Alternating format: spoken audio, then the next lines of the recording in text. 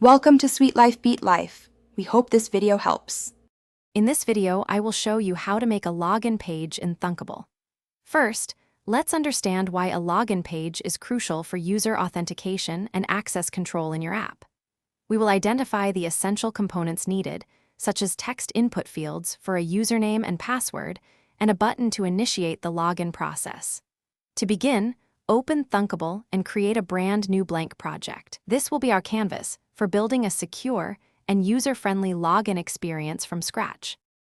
Now, let's design the user interface for our login page. From the Components panel, drag and drop two text input components onto your screen. One will be for the username, and the other for the password.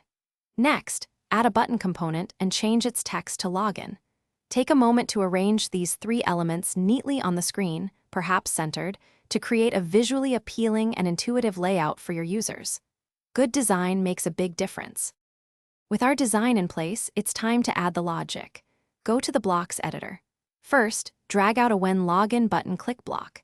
Inside this, we will use an if/else block to compare the text entered in the username and password fields against your predefined credentials. If the credentials match, navigate the user to a new home screen. Otherwise, we will provide feedback to the user about incorrect details. This is the core of your login system. To enhance the user experience, let's add a few more features. In the else part of our logic, display an alert message informing the user that their username or password was incorrect. You might also consider adding a small icon next to the password field that allows users to toggle password visibility.